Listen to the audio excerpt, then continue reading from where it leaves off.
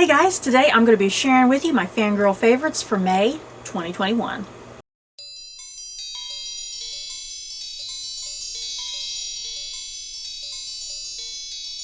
So let's get going with some stuff that I got up to in the month of May. Once again, not too terribly much. I feel like I say that every month, you guys. I feel like I'm just super dull and boring.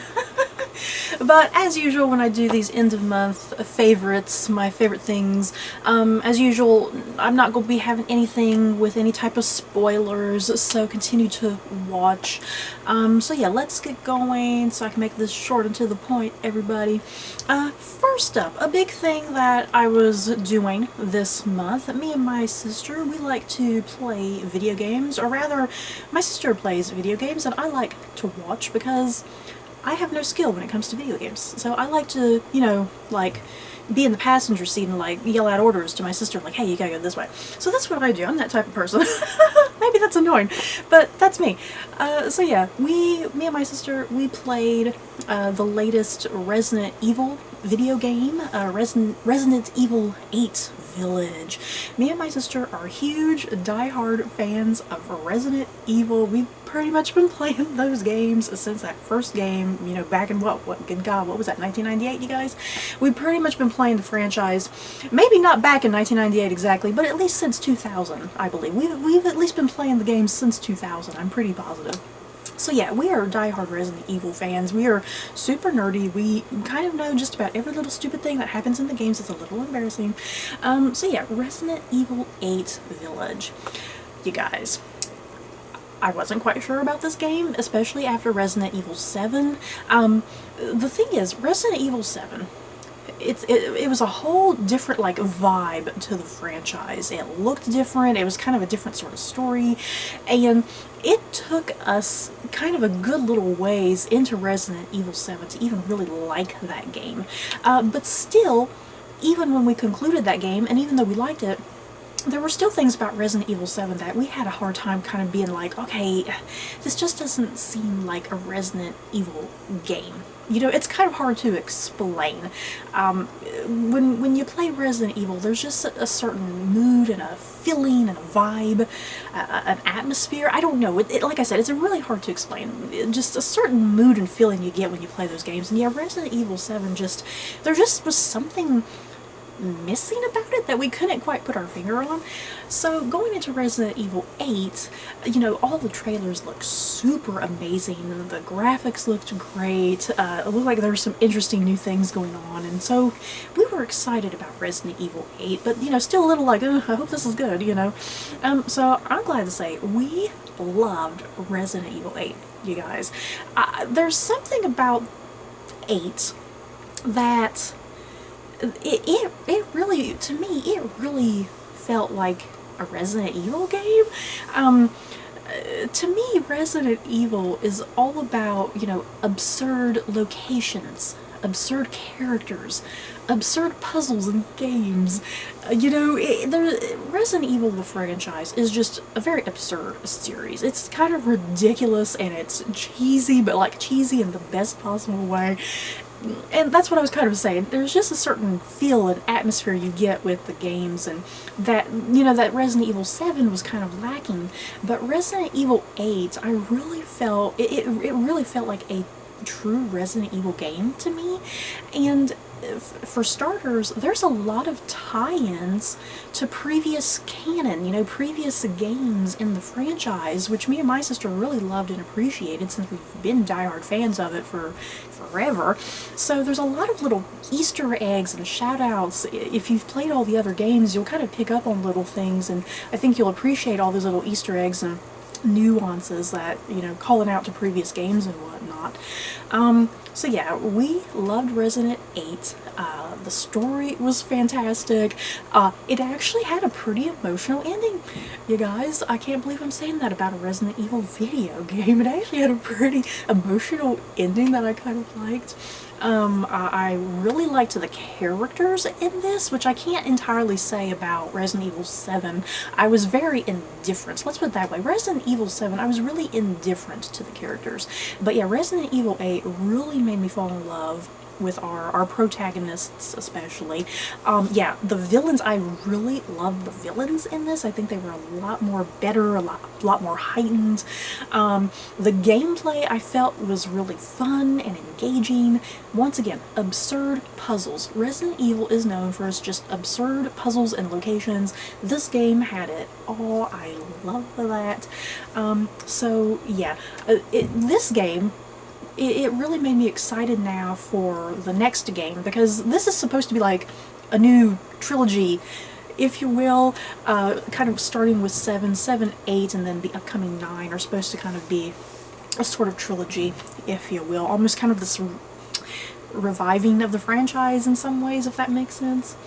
And let me tell you also, if you're a fan of Resident Evil 4, me and my sister definitely kept comparing Resident Evil 8 to Resident Evil 4. There was just a lot of similarities. Just the gameplay, the nature of the puzzles, even the nature of the villains. I mean, even your inventory box, you know, where you store like your weapons and your ammo and any goodies and stuff that you get, that you collect through the game and whatnot, you know. Even your inventory box is very much like Resident Evil 4. So yeah, if you're a huge fan of Resident Evil 4 and you've kind of been hesitant with these games, I definitely recommend at least checking out Resident Evil 8. You might be pleasantly surprised. So yeah, enough talk about Resident Evil. Loved the game.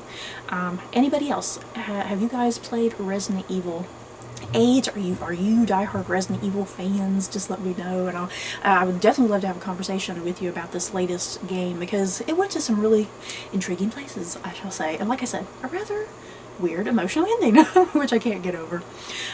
So yeah, the other big thing that I got up to in the month of May, because I needed something to watch. I mean, I've been watching a lot of TV like I usually do, but, you know, every so often, it's like I watch a lot of new TV, but I also kind of get in those moods that it's like I want to re-watch something from the past that I enjoyed, you know, kind of have a bit of that nostalgia going on, you know, kind of just a psychological thing, like I need to re-watch and consume something that I know I already love and enjoy. So for the month of May, I decided to re-watch Being Human, the UK version. There is a US version. I do recommend the US version. The US version of Being Human is very, very good. But yeah, Being Human, the UK edition, freaking amazing, you guys. So I decided to have a rewatch of Being Human UK, if you will. If you don't know what Being Human is about, it originally aired, was it 2008? I believe the first season originally aired back in 2008. It might have been more like 2009 here in the US by the time we got it, but I'm not quite sure about that. Don't quote me on that. But yeah, Being Human was a British television show, a drama slash kind of comedy, sort of a dramedy almost. And the premise, get this, the premise is, what if a vampire, a werewolf, and a ghost became housemates and, you know, moved in together?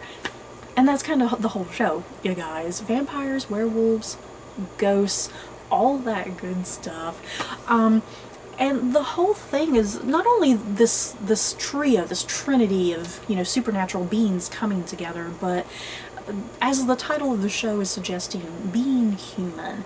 These are people that have supernatural, you know, gifts and powers. They're not entirely human, you know. Vampires, you know, they have to drink blood to survive. They can live forever. And then, yeah, werewolves, you know, turning into a wolf when there's a full moon. And then obviously ghosts, you know, you can't see ghosts or whatever. So these are people that are characters that aren't really human at the end of the day, but what they're striving for is to become human and to try to regain and reclaim some sort of life and balance, if you will. Try to become human again, and try to blend in with humanity, you know, the good and the bad of humanity. And like a lot of shows like this, because I think Penny Dreadful is another good example of this, because if you've seen Penny Dreadful, because Penny Dreadful was like Victorian London, you know, following the Wolfman and Frankenstein's monster, and that had like vampires and stuff like that, Dr. Jekyll, Mr. Hyde, and Dorian Gray, you know. A big thing about Penny Dreadful was this whole notion of, you know, here's all these crazy wild monsters, but they're actually not really the monsters, they're the most human. It's actually the you know, humans, it's humanity that are the real monsters. So being human is almost very similar to something like Penny Dreadful as well, kind of taking that whole idea that here you have a vampire, a werewolf, and ghosts, and typically they would be considered the monsters, but sometimes it's actually humans who are actually the real threat and the real monsters sometimes. So that's pretty much the whole premise and concept of being human. I love the show. I was a big fan of it because when it first premiered, like I said, back in either 2008, 2009, something like that, it ran for 5 seasons. So it had a nice little lengthy run there. When it first premiered, I mean, I just fell just right in love with it immediately. It aired on BBC America. I kept seeing, I think I was watching like maybe Doctor Who or something at the time, and kept seeing the commercials for Being Human, and I was like, oh my god, this looks like such an amazing show. I can't wait to watch this. And yeah, I loved the show. I loved all 5 seasons. All 5 seasons can be a little bit hit or miss. I'm like I said, I'm not going to have no spoilers. There's some rather abrupt casting changes that happen midway through. But yeah, we won't get into that. But I still loved the entirety of the show. It always kind of remained true to what it, you know, what its concept was, what its theme was. Just a really clever, brilliant show. Wildly hilarious, wildly inappropriate sometimes, but just so brilliant with the writing and the characters. And yeah, if you're a fan, if you've never seen Being Human, but you're a fan of something like Poldark, which stars Aidan Turner, I definitely recommend going back and watching Being Human, because that was Aidan Turner's like very first thing, big thing that he kind of did. So yeah, for all you Poldark fans, go check out Being Human if you haven't already. So yeah, that was my big thing I got up to this month, was my big rewatch of Being Human, which I thoroughly loved and enjoyed. I love that show, you guys. I could go on and on about it. I'm seriously thinking about doing a review on it, like a full-length review, like to go a little bit more in depth with it and maybe talk about it, but I haven't decided yet. I guess I'll figure it out. And then just to go through some quick YouTube related things very quickly, I don't want to spend too much time on this. The highlights, a couple highlights that happened this month on YouTube, you guys. First up, Prince William and Kate Middleton, the Duke and Duchess of Cambridge, you guys. They started a YouTube channel, you guys, and my mind was kind of blown. I was like, seriously? We have the future freaking King of England and the Queen of England making a YouTube channel. It's a little wild. But I tell you what, no hesitancy. I subscribed immediately as soon as it was announced. So yeah, if you love all things Prince William and Kate Middleton, go check out their YouTube channel, because I immediately subscribed. Yeah, I think their channel is just called the Duke and Duchess of Cambridge. It's kind of all it is. Very lengthy. They're making sure you know who they are.